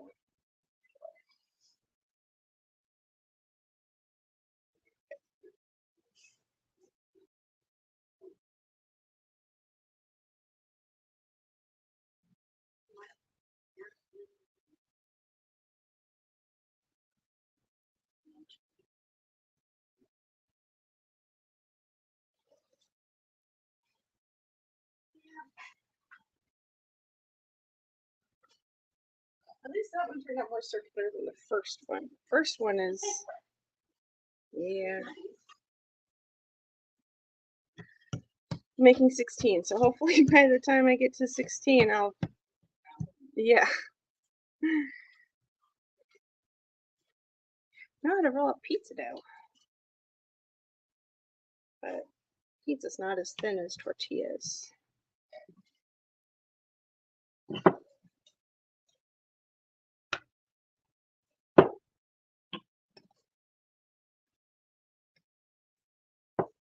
almost, I know that they have like the little hand rolling things. It'd be kind of nice to have one of those, but I only have a traditional American rolling pin. Actually, I don't even know where this rolling pin came from, like, in general. Like, is this a European rolling pin? I think French rolling pins are just, like, tapered on the edges. So, I'm not sure where the one with the handle comes from. I think it's 19th century Germany rolling pin handle. I don't know. I don't know. I did think about going into food anthropology for a little bit. It's actually kind of hard to find out anything about food anthropology. Like, that is something I'd really like to know. I used to watch Good Eats all the time, and they had anthropologists on there. Just thought that would have been cool. We might need to turn the heat up on the pan a little bit. That first one's still cooking. I'm like, I've rolled out a second one, and I'm rolling out a third one, and the first one is still cooking. Like I said, I would say it should take like a minute to cook. So let's turn up the, because it's just starting to get brown. And I don't know if it's because it's the induction cooktop. I don't know if it's because I had it so low. Because I just imagine I turned it up like half a notch, and I'm imagining that this next tortilla is going to cook way too fast. It's going to be way too done. It's going to get burnt and not cooked. Because that's usually how things work out. Alright. This reminds me of Doctor Who. Has anybody watched Doctor Who? You have I think her name is like Fiona or something like that. And she was the last human, and she was all stretched. She was just like a piece of skin with her organs in a jar. And she was all stretched out on like a canvas frame. Moisturize me. Because she doesn't make her own body moisture, but she's the last human. Not really human if all you are is skin. She just wanted to be super skinny. Not how that works.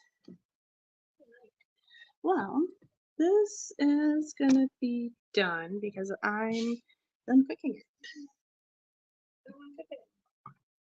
So I do have like a tortilla thing. I'm gonna put that tortilla in the tortilla thing. Cover it up and hopefully keep it warm. They're supposed to like steam each other or something. We'll see if that works. So next tortilla, lay it out flat. Now this is more round, so I like that. But it still seems like these edges are really thick compared to like middle.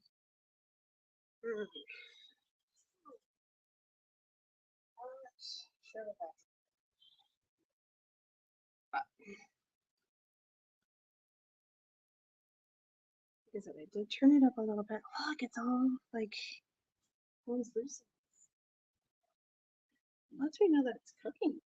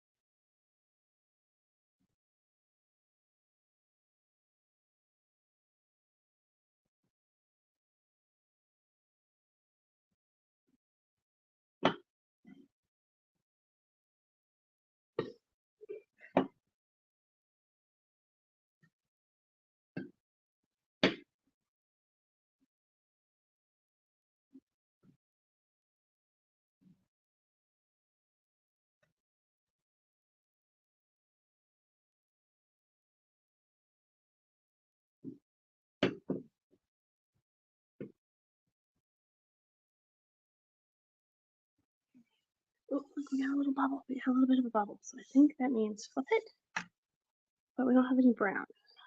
So I don't know what that means. Also, like, I'm afraid this might be a little too thin because edges are just thicker.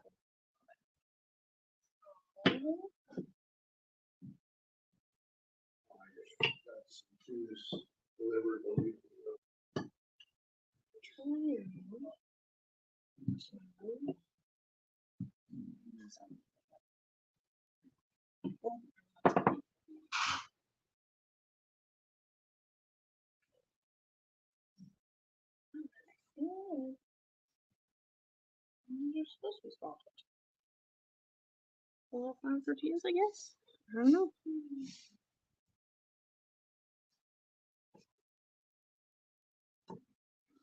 This looks pretty good. I'm gonna put this in the box and see if,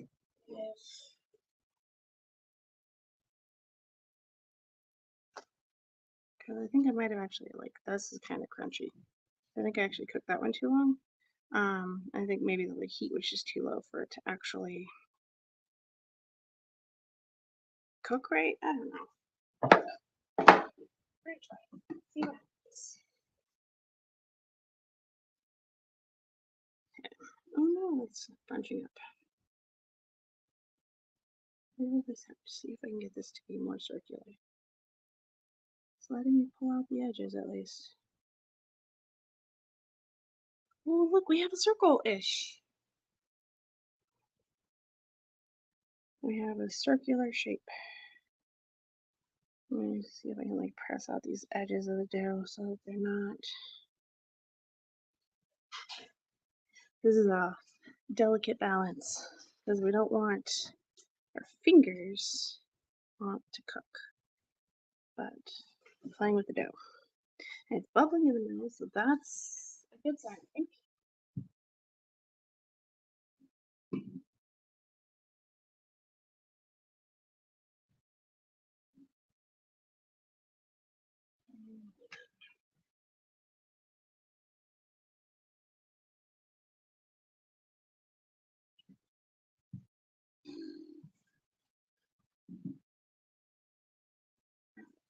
So I rolled this out a little bit thicker than those other ones. So we'll see if this one cooks differently.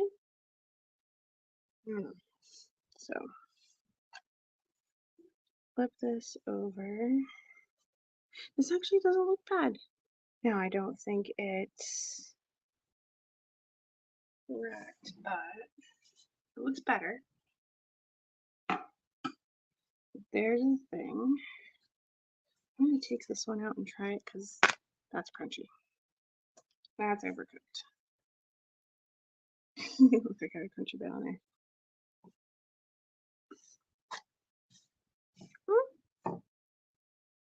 I think maybe these are too thin. So let's check out. A little bit thicker, a little bit smaller, and see if that fixes it. I don't think it will, but just kind of press out the edges a little bit because, like I said, those are kind of thicker than everything else. And I want them to kind of taper off at the edge and be more edge-like, be more edgy. I don't think these tortillas want to be edgy.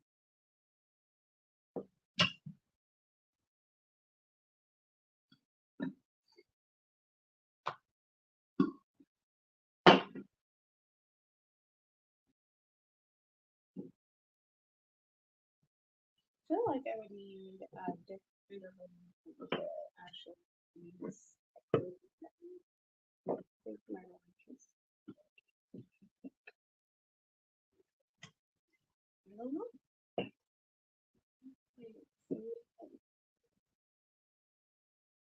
Oh, I'm not know what I want to do. We're gonna might be saving the portrait for another day. It's already getting yep. You know, we'll save corn tortillas for. We'll see if we can do them on Thursday. This is just. Oh, this is taking way longer than I was expecting. Not good. Alright, let's flip this and see what it does. Like, see, I still have this edge. I don't like that edge there. I don't know how to make the edge be less edgy. Here I am trying pizza techniques out on tortillas. Like stretch and pull and stretch and pull. I wonder if it would work. I wonder if pizza stretching techniques would work on tortillas, especially since I'm ending up with this little edge anyway. Like, no matter what I try, I'm getting this little, like, thick edge on the tortillas. And I don't want that. But I don't know how to combat it. If you have any tips on how to combat the thick edges on these tortillas, that would be great, because I don't know. I was about to smack my hand down on the pan. That would not have been fun. And that looks almost like a horse head to me. So, oh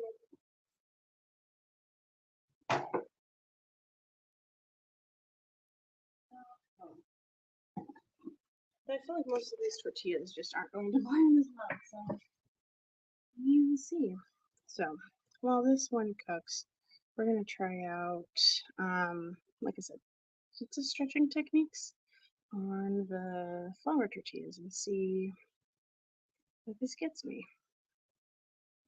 Like, these are super tiny, so we can't use our fists, but I can use my fingertips to kind of go around the edge of the dough and just kind of let the weight kind of pull it down and stretch it out. See if this works. I don't know. I flip the horse head tortilla. I'm just trying to stretch out the edges, but it looks like I got a good amount of gluten in here in just that little bit of time that I was kneading it.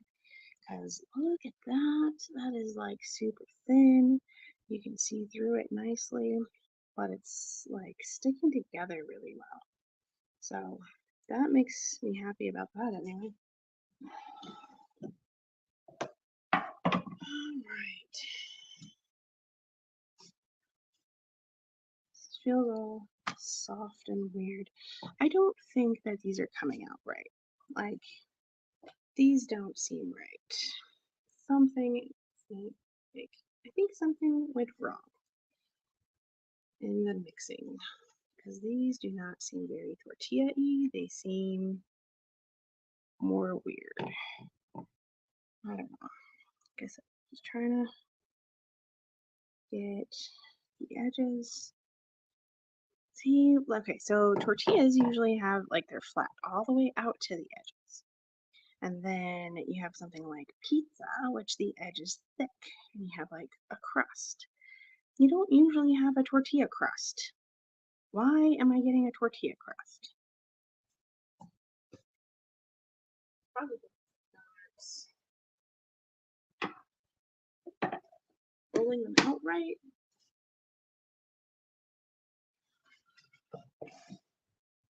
Let's see if edges are thin. Middle. I think I'm gonna go get a small jar to try to get those out. I think my rolling pin's too big.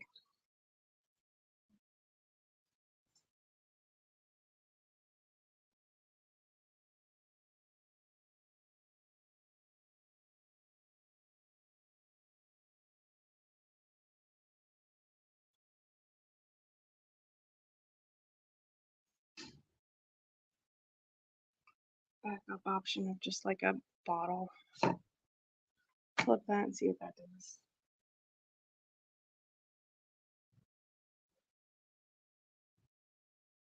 Oh, the pocket's full. Thumb is not working. Rolling pin's not working. Stretching is not working.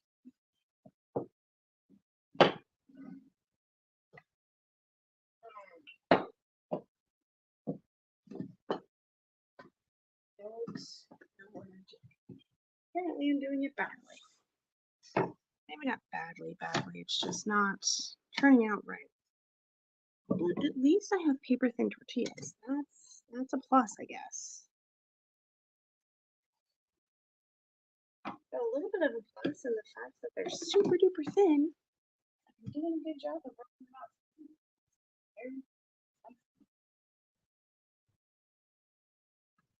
I just have something, so that's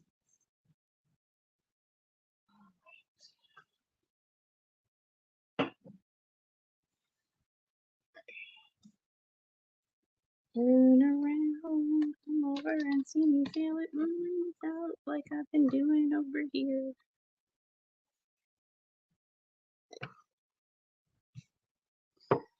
All right. So, oh look, it's like a heart-shaped tortilla. Holy cow. So, roll out edges. Roll out edges, leave middle alone. That is the idea here. Leave the middle alone, roll out the edges. We have like a chupacabra-shaped tortilla. That's cool. We're just keeping it real, I guess. Real chupacabra shape.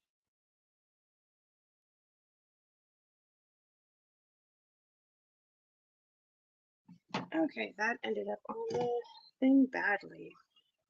Okay, so I've seen them with the tortilla things. When they roll this stuff out, they usually have like a little rolling pin, and they do like the edges of the tortilla, and they turn it, and the edge of the tortilla, and turn it, and the edge of the tortilla, and turn it, edge of the tortilla, and turn it, edge of the tortilla, turn it, because we still got this big fat part in the middle here. Edge of the tortilla and turn it. Edge of the tortilla and turn it. We're trying things. Seeing if they work. Especially since it seems like whatever I was doing before was not.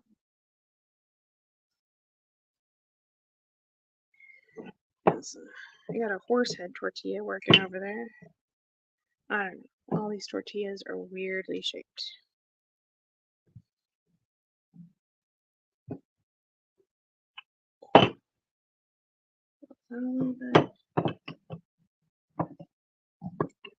Well, the center of this is thicker than the edges, so that's got me somewhere. If it's somewhere I want to be, I don't know, but it's got me somewhere. So I'm going to roll it this way a little bit. Roll it this way, and then roll on this edge a little bit. Roll on the edges, roll on the edges. We're just going to leave the middle alone. Leave it alone. Okay. But the only thing is, in order to roll the edges like this, it's got to stick to here. Okay.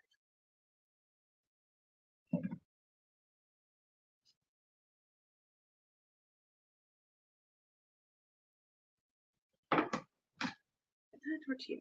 Let's see if this will look right. Okay, so that has a little bit of a thicker center. The edges look better. Not my favorite edges, but they look better. And it looks like it's cooking a little bit more evenly, so we might be onto something. We only have 8 more tortillas left, so let's see how it does.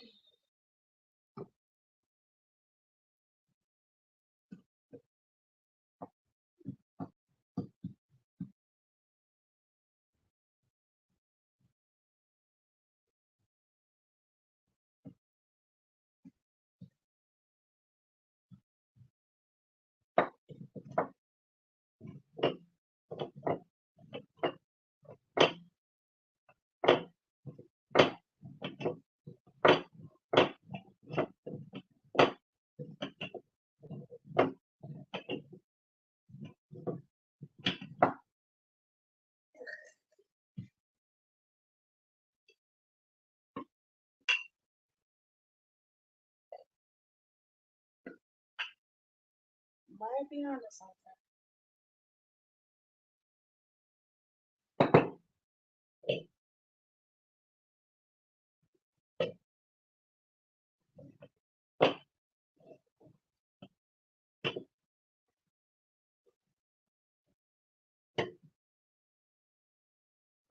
Alright.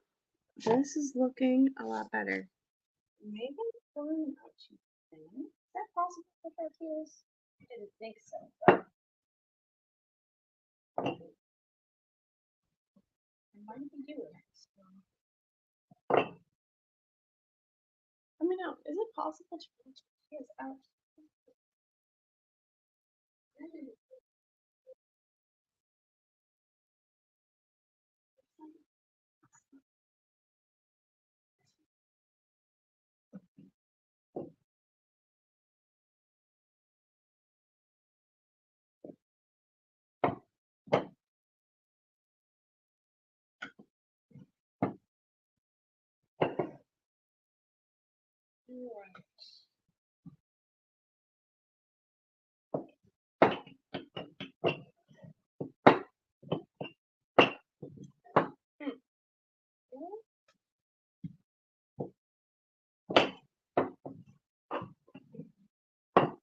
Alright, this tortilla doesn't look good. Am I actually starting to do a good job? Uh-oh. Be careful, we don't want to be doing a good job. Alright, and actually this tortilla actually doesn't look bad. The edges don't look bad. We'll see how this, like, the center's a little thick. I definitely think the center's a little thick, so we'll see how that cooks up.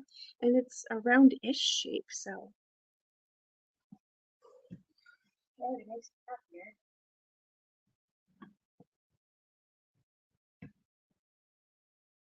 So one of the things, alright, so that looks like it's cooking up nicely. So let's look at how I'm rolling it up. Let's see if that's helpful. Cool.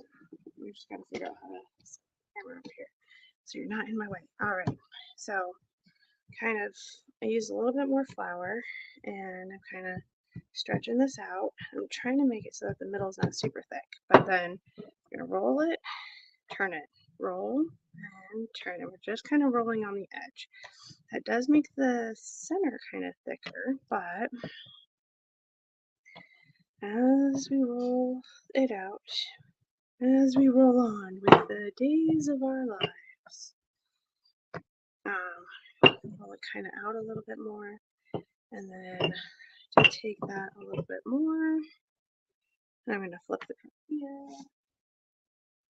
Yes, yes, yes, yes. These are starting to look good. Like I said, I think the center on that one that I'm cooking right now is a little too thick for the center, but roll it out a little bit, roll the center.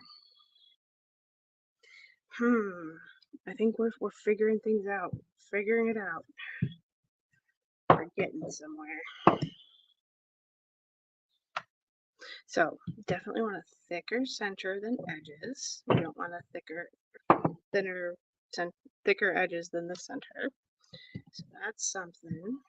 And just kind of roll out the edges and leave the middle alone. There's a lot more tortilla looking. And if that one over there is any like example of what we're doing here, then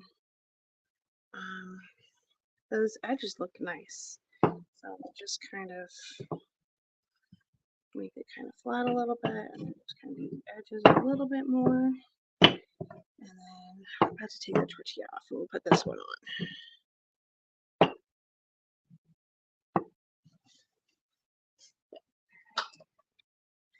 So this one,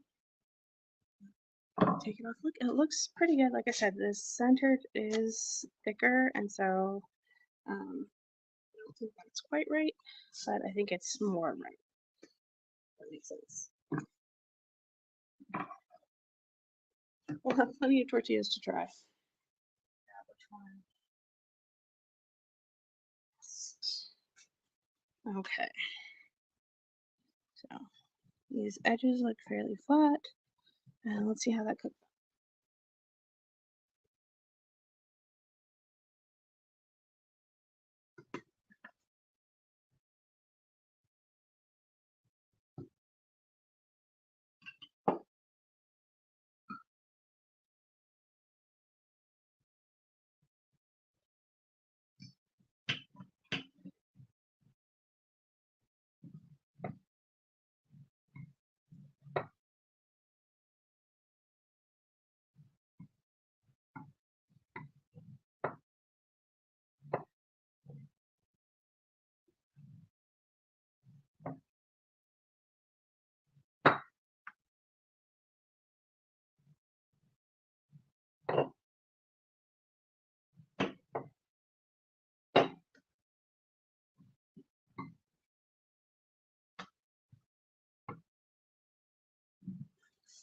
See, it's looking good. It looks like little bubbles on the side. It's supposed to get brown. I just don't think I have it high enough. Alright.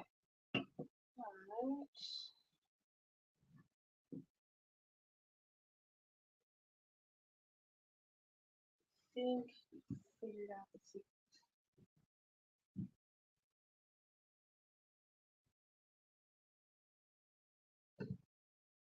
These are looking much nicer.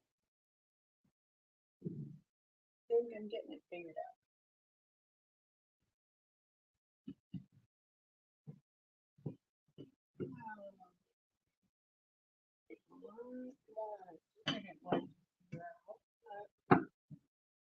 Cool.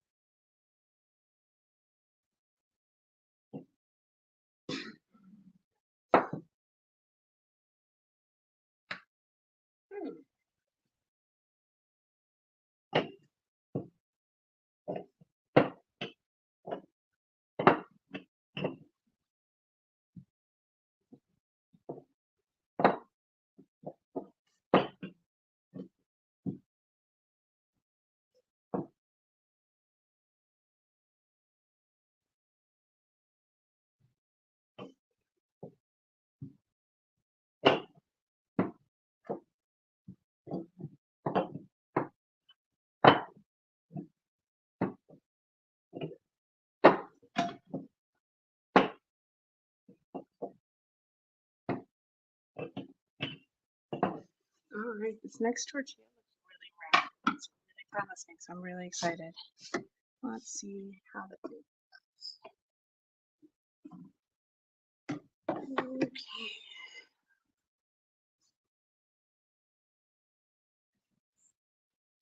This looks beautiful in my opinion. Let's see how it cooks.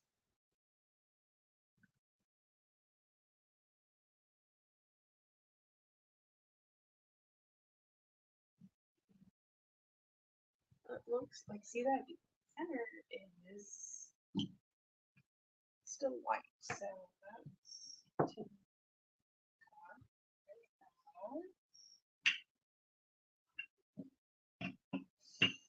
it's got a fairly circular shape.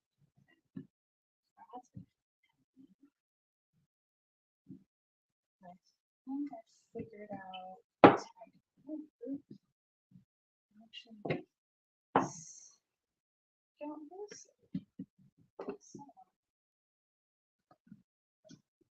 awesome. Let's figure it out.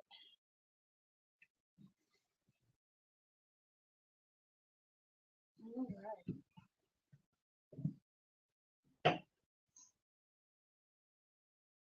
And flip this.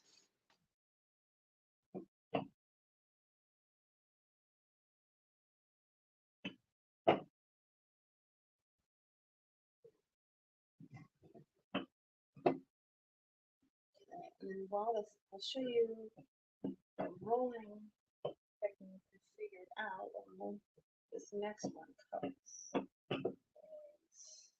just tried it out on this time, and it's really nice. So I'm really excited. Like, if I figured out how to make more tortillas, that's amazing. Now I just imagine that the next part that I'm gonna want to play with is probably gonna be flavor with, because from what I've tried of these, I'm not sure if it's I don't think it says it. Olive oil. Olive oil. I don't think it's olive oil for the tortillas. I think next one I want to try butter or lard or something like that, just to try a different flavor.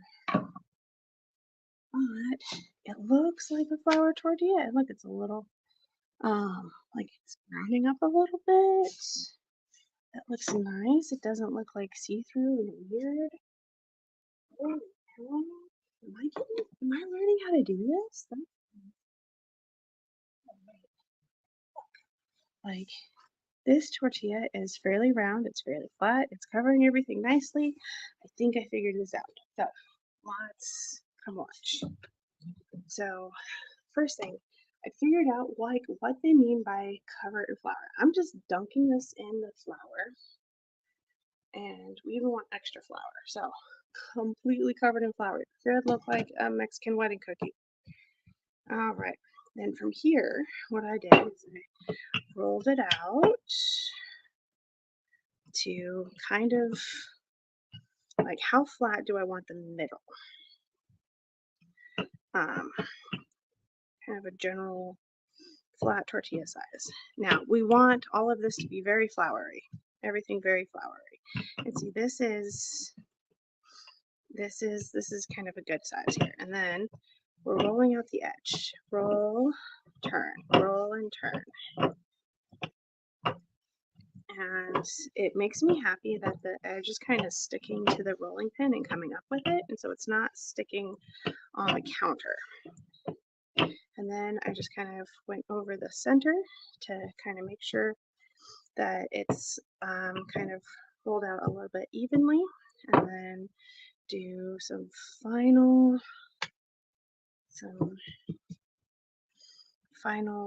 passes over the edge just to make sure the edge is all edgy like it should be.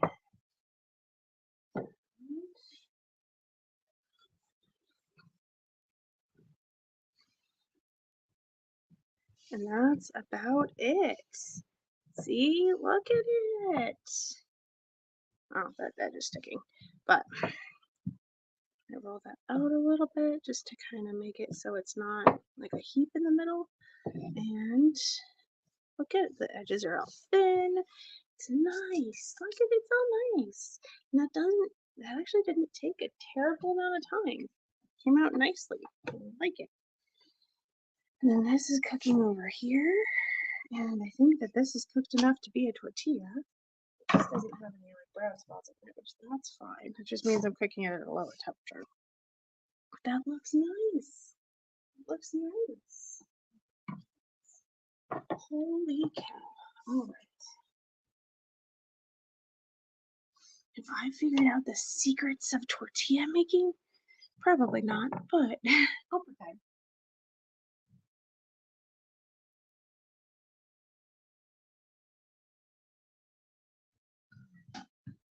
Figured out for the last 6 months. I made 10 wrong. Figure out how to make 6 right. Well, that's the thing about trial and error, and that's the whole point of this. You're going to try making different things and see how we do.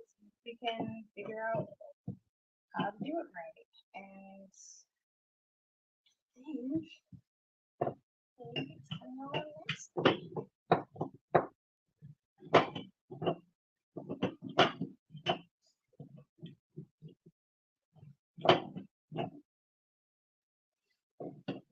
Holy cow. This, in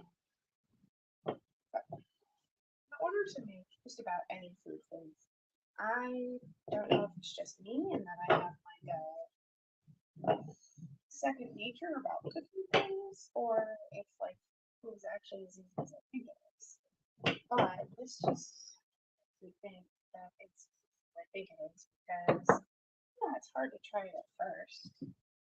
But we just did it. And look, we have a fairly round tortilla. It looks like it's like the appropriate thickness. The edges aren't pizza edges. We've got this. This is turning out nicely. Oh my gosh. I love this. I love it when things work out. Now we totally have to try them and see if the flavor works out. But this whole cooking thing seems to be working out okay. Like, I'm not timing it specifically, but I think that these are cooking for a minute like they're supposed to. And they're turning out all nice and they're thin, but they're nice. I'm liking this. This is nice.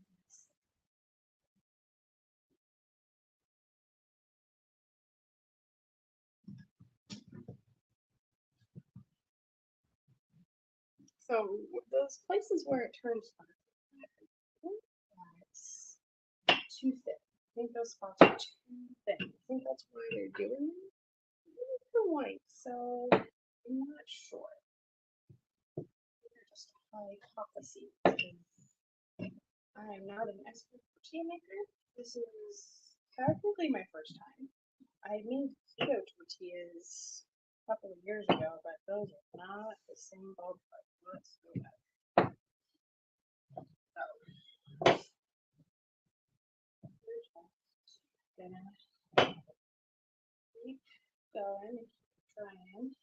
And hopefully, the rest of these are not right. I think they're turning out okay. Like the one that's on there, I think it's cooked through. The color changed. Flip it over. See, some of the warnings are making a lot more sense to me.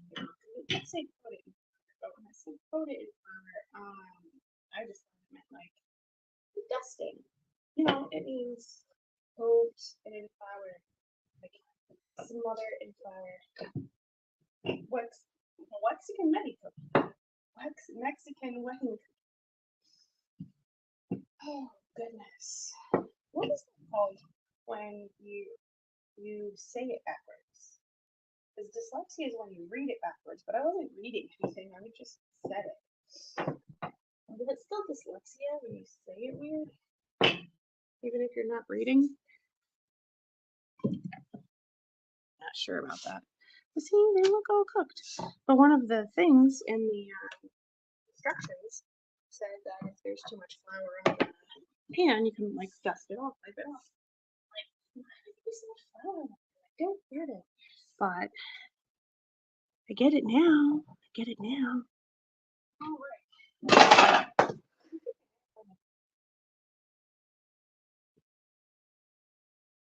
So I have one last one to roll on. And roll this one up. So looks like we did figure out a good rhythm of rolling out the flour tortillas and cooking them, so that they roll out of tortilla and the tortillas pretty much go just like in the time it takes me to cook a tortilla, I roll out of it. So let's see if I can kind of figure out that piece on this. Sometimes the rolled out one doesn't sit for a minute while it finishes cooking, but like the color all changed. Color change, what you flip it over. Wonderful cameras.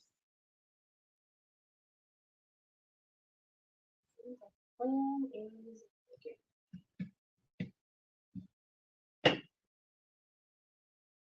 Because usually my plans don't work very well. It's like X, Y, and Z, and like this and this, and I prepare for the Space Invaders, which the Space Invaders are never.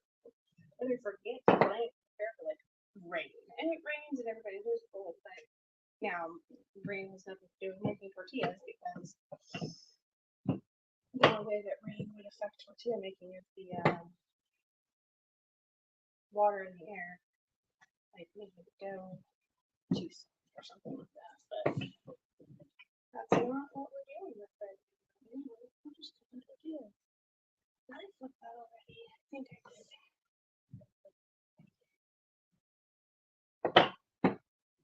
Alright.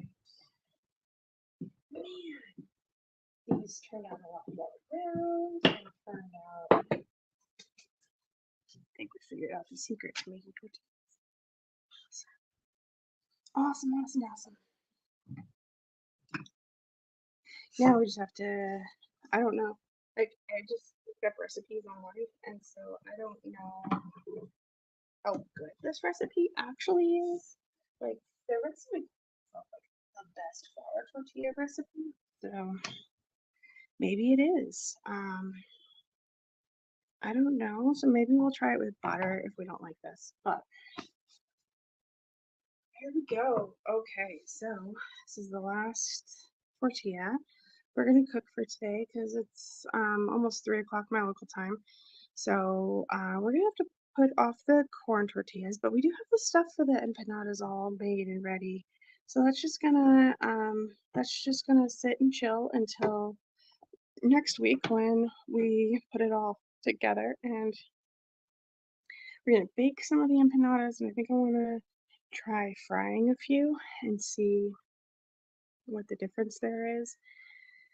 But we made some tortillas.